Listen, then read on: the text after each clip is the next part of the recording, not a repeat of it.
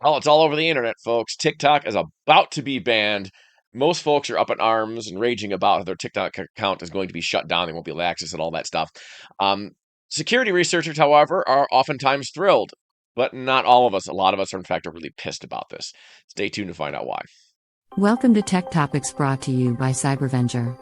We help keep small businesses stay protected and compliant with cutting-edge cybersecurity and IT solutions.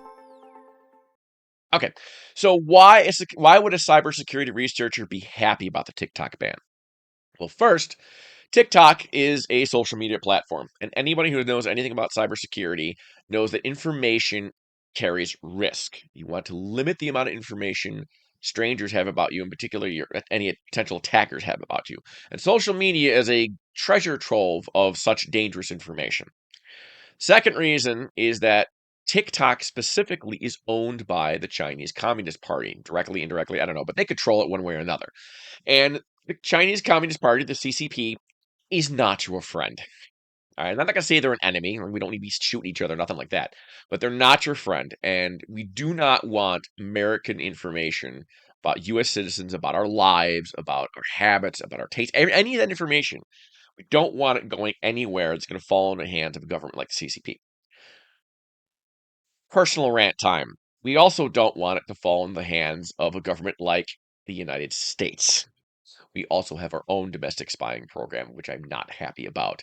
And not just personally and politically, I try to keep that out of this channel, but as a cybersecurity researcher, there's some serious problems with it. We'll get to that in just a moment.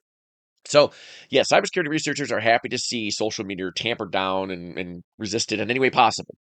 But problem here is we're not banning TikTok. Right, the average person's like, oh man, my TikTok's going to disappear tomorrow. What's going to happen this weekend? There's no more TikTok. That's actually not true. We're not banning TikTok. In America, you will fire up your PC, bring on your TikTok app, and you're going to be reach TikTok just fine. They're not banning it. Now, the CCP might shut it down for political reasons. I don't know. I can't guarantee it'll work Monday morning, but it won't be the United States that's blocking it.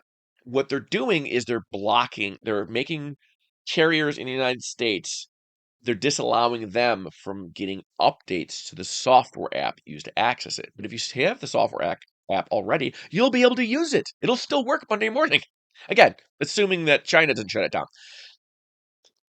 What does that even mean then? Well, the idea is that the application becomes less usable, slower, less fit over time, and people start abandoning the channel.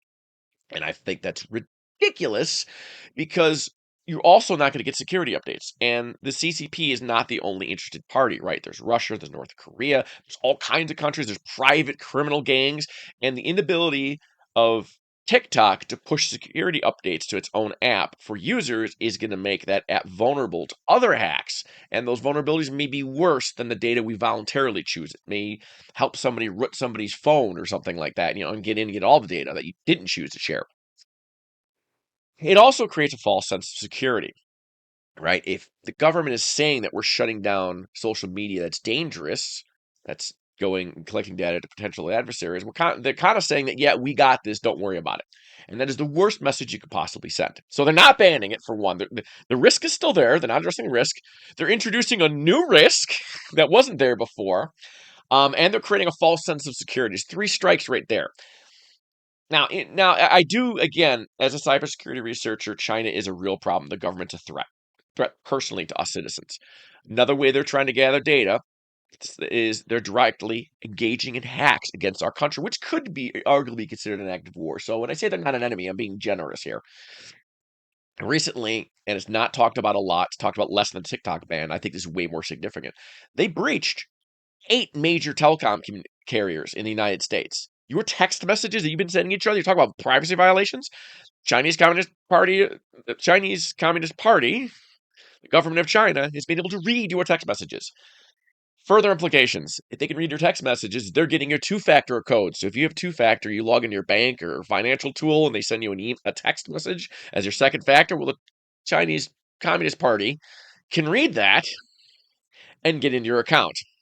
And they're breaking into telecom industry. It wasn't stop them from breaking into you and finding out how much money you got, where you got, who you're transacting with, all kinds of bad things. So China is a major security threat, but we're not actually addressing it. In fact, we're making it worse. and we're printing a false sense of security.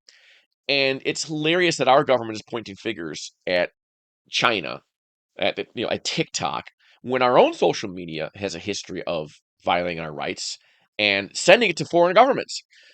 Anybody recall that? Remember when Mark Zuckerberg got dragged in front of Congress for selling data to Russia? Well, at the time, Russia wasn't an enemy.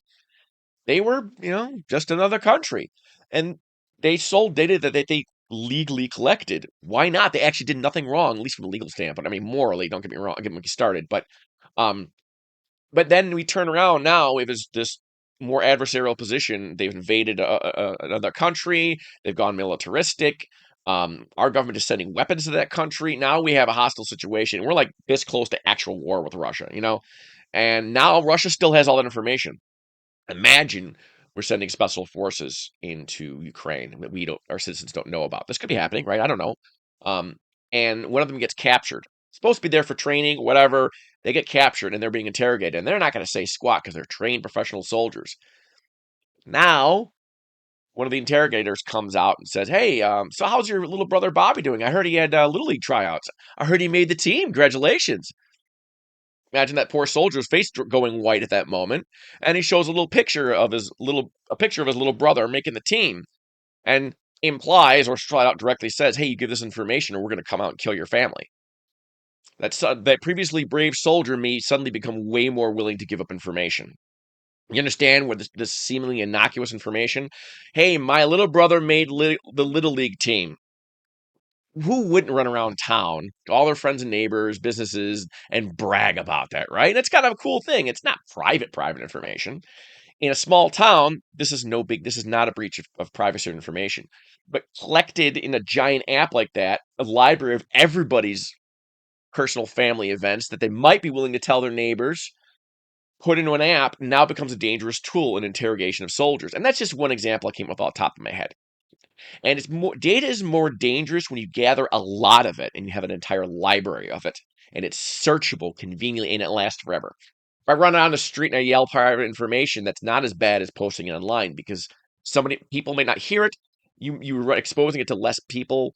They might forget it's not recorded, right? But if I put it online, it's recorded forever, and everybody can access it. So I'm hoping you get the idea why this information is more dangerous than normal. So that's why people wanted to ban it.